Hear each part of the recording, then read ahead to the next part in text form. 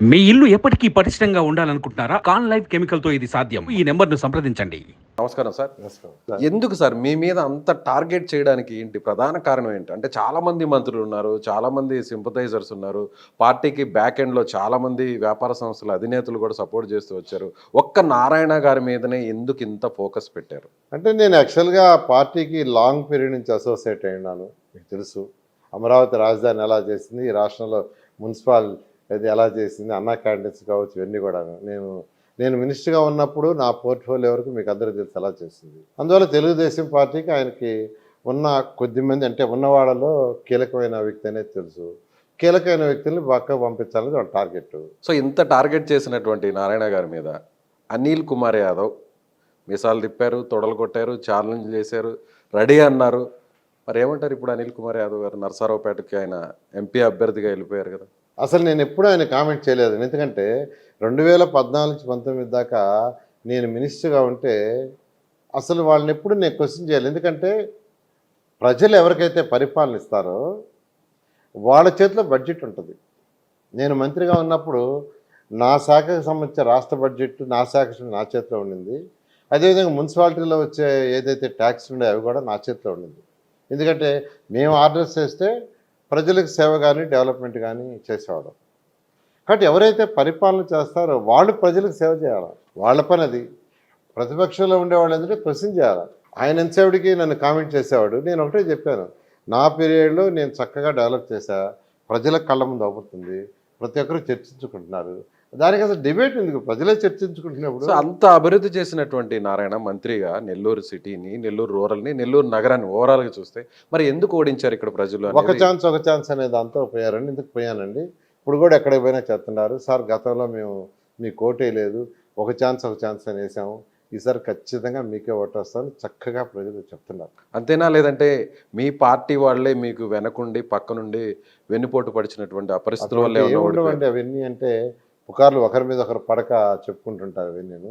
అవి కాదు, ఖచ్చితంగా ఒక ఛాన్స్. ఎందుకంటే నేను తిరుగుతున్నాను ఈరోజు స్లమ్స్లో తిరుగుతుండా, డిఫరెంట్ ఏరియాస్లో తిరుగుతుండా, వాళ్ళందరూ క్లియర్గా చెప్తున్నారు, సార్ పోయినసారి ఒక ఛాన్స్ అనేదంతా మేము వేసాం భ్రమలో, కానీ ఒక ఛాన్స్ అంటే మాకు బుద్ధి వచ్చింది, ఈసారి మీకే వేస్తామని చాలా క్లియర్గా స్పష్టంగా చెప్తారు. సో అప్పుడు చేసినటువంటి ఆ డెవలప్మెంట్ ఇంకా గుర్తుంచుకోన్నారా? ఖచ్చితంగానండి. ప్రజలు ఈరోజు ఎక్కడికి పోయినా, సార్ ఈ ఎండ్ టు ఎండ్ రోడ్స్ మీరేసిందే, ఈ అండర్గ్రౌండ్ డ్రైనేజ్ కనెక్షన్ ఇవ్వలేదు, ఈ వాటర్ లైన్ మీరు వేసింది, ఆ బ్లూ లైన్ చూపిస్తున్నారు.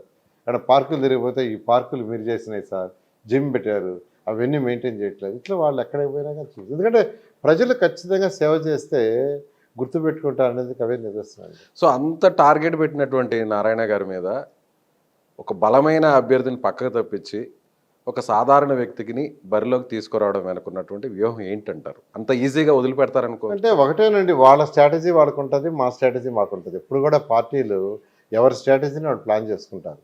వాళ్ళ స్ట్రాటజీలో వాళ్ళు ప్లాన్ చేసుకున్నారు, దట్ ఈస్ దేర్ ఇంటర్నల్.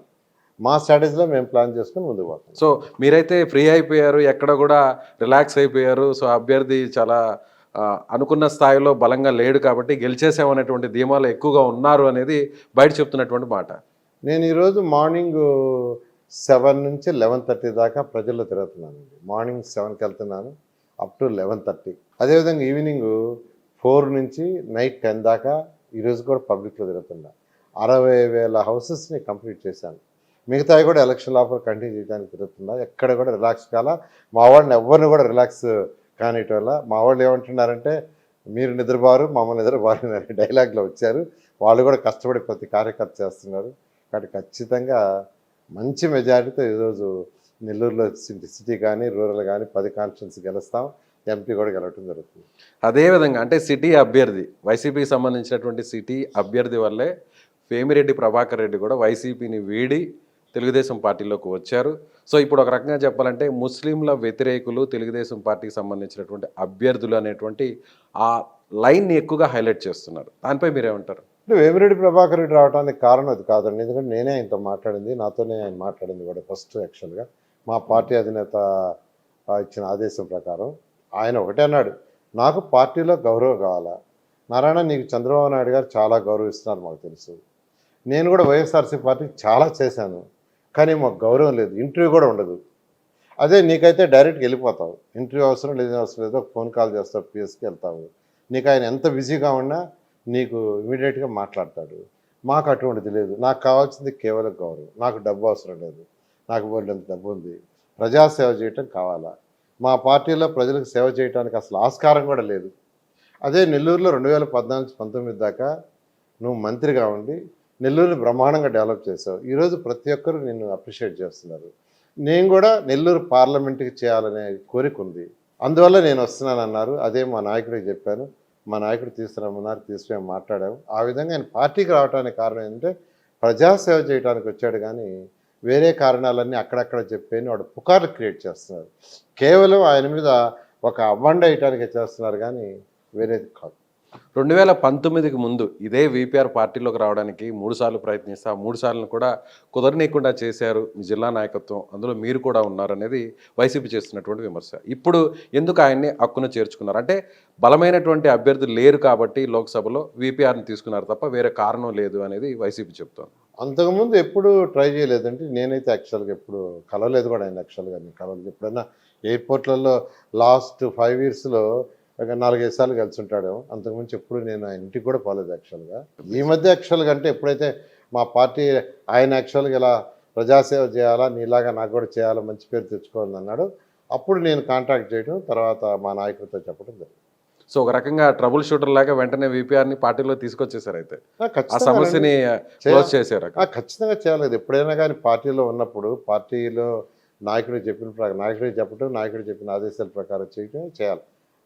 పార్టీలో ముఖ్య నాయకులు అంటే ఎవరైతే ట్రబుల్ షూటర్స్, సమస్య ఇలాంటి వారు సాల్వ్ చేయటం, నేను కావచ్చు, నా అలాంటి వాళ్ళు ఇంకా ఎంతమంది ఉంటారు సార్. అలాగే గతంలో జిల్లా మొత్తాన్ని సింగిల్ హ్యాండ్తో మీరు లీడ్ చేశారు. ఇప్పుడు వీపీఆర్ గారు వచ్చారు, ఆయన ధనవంతులు, మీరు కూడా ధనవంతులు, ఇద్దరు ఆ స్థాయిలో ఉన్నటువంటి వ్యక్తులే. అయితే ఇప్పుడు మీ ప్రయారిటీ ఏమన్నా తగ్గుతుందనేటువంటి అనుమానం ఎక్కడన్నా ఉంది? అటువంటిది ఏమీ లేదండి. ఎందుకంటే నేను యాక్చువల్గా ఎప్పుడు కూడా జిల్లాలో డెవలప్మెంట్ వరకే చూసా, కానీ రాజకీయాల విషయంలో ఎక్కువగా నేను పెద్ద చేయలేదండి. ఎందుకంటే నేను నిజం చెప్తున్నాను, అంటే వాళ్ళ నుంచి అలా ఇండి తరిమేయాలి అటువంటి ఆలోచనే లేదు. ఉన్న వాళ్ళందరినీ కలుపుకోబోవటానికి వచ్చేసాను. ఈరోజు కూడా వేమిరెడ్డి ప్రభాకర్ రెడ్డి కూడా అదే అన్నాడు, నీ ఓటోళ్ళు యాక్చువల్గా నాతో ఉన్నా, నా ఓటోళ్ళతో ఉన్నా, కలిసిమెలిసి చేస్తామని. అదే వేమిరెడ్డి ప్రభాకర్ రెడ్డి, మీరు రండి, కేంద్రాల నుంచి ఫండ్స్ తండ్రిగా తేండి, నేను రాష్ట్రం నుంచి తీసుకొస్తాను, ఇద్దరం కలిసి యాక్చువల్గా నెల్లూరు టౌన్ని, నెల్లూరు పార్లమెంట్ని డెవలప్ చేస్తామని చెప్పడం ఇద్దరం అనుకున్నాం. ఆ విధంగా చేస్తూ ముందుకు పోతాం. Thank you sir. Thank you. Suman టీవీలో మీ పర్సనల్ అండ్ బిజినెస్ ప్రమోషన్స్ కోసం కింది నెంబర్కి కాంటాక్ట్ చేయండి.